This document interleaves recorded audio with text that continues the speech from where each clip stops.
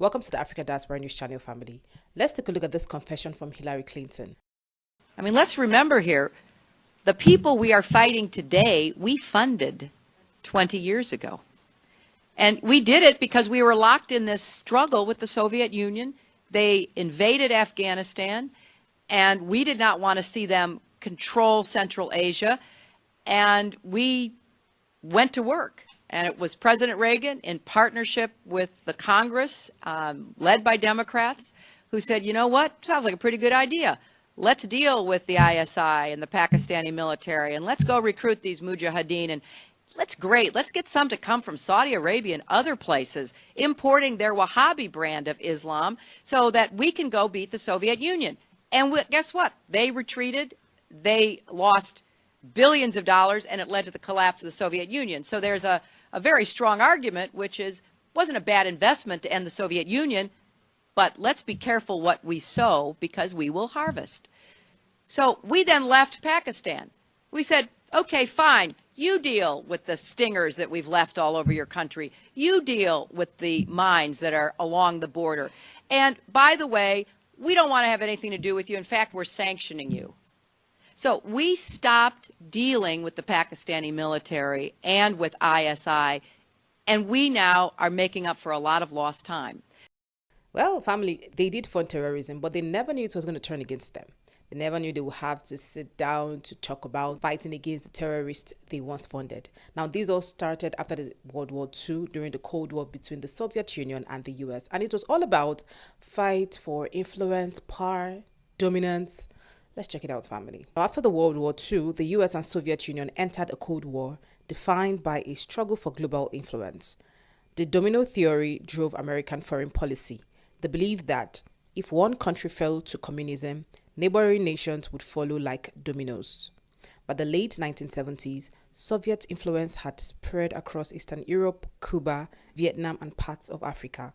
Central Asia was next on Washington's radar. So in December 1979, the Soviet Union invaded Afghanistan to prop its struggling communist government, which was facing a growing Islamic insurgency.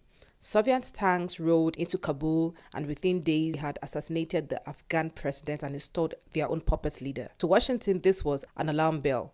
Afghanistan bordered Iran, Pakistan, China, and was close to the Persian Gulf oil lanes. The Soviet control of Afghanistan could give the USSR a warm water pot and a gateway into South Asia and the Middle East. And the US didn't want that. So their security advisor then famously saw an opportunity not just to defend Afghanistan, but to bleed the Soviets in their own Vietnam. The US knew they couldn't fight the Soviet Union directly and that it risked nuclear war. So the CIA partnered with Pakistan's Inter-Services Intelligence, that's the ISI, to fund, arm, and train Afghan resistant fighters known as the Mujahideen. And these guys were known as the Holy Warriors. So in this war, Pakistan was the middleman. It shared long border with Afghanistan. Its military director, General Zia-ul-Haq, was fiercely anti-Soviet. It gave the operation plausible deniability for the US. Saudi Arabia also joined as a key funder, but often matching US dollar for dollar. This funding and Operation Cyclone was launched under President Carter in 1979, and it massively expanded under President Reagan. It became the largest covert CIA operation in history up to that point. Funding grew from $20 to $30 million per year in the early 1980s to over $600 million per year by 1987. Total US spending over the decade is estimated to be $2 to $3 billion. The IC acted as the gatekeeper, deciding which Afghan factions received weapons, money, and training. Weapons included AK-47s, rocket-propelled grenades, and crucially, Stinger anti-aircraft missiles, which devastated Soviet helicopter gunships. The Mujahideen waged a brutal guerrilla war across Afghanistan's mountains and valleys.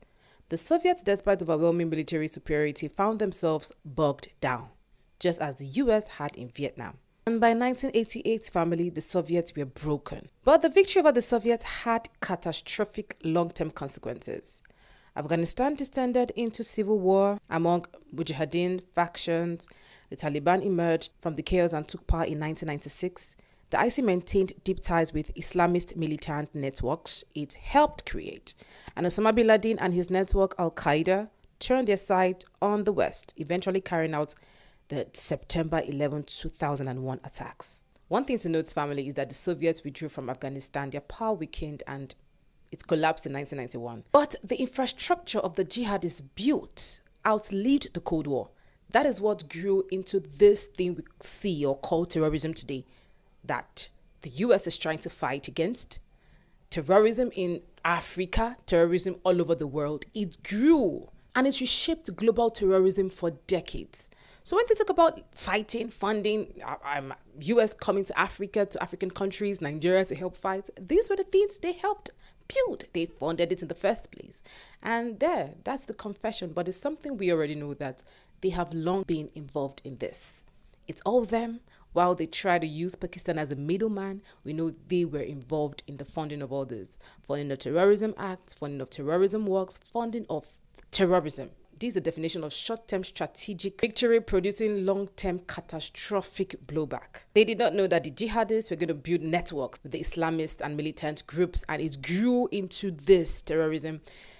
We know Burkina Faso, Niger, Mali, the Sahel brothers, the Sahel nations fighting against this terrorism militant groups, and how it has grown beyond what they can control.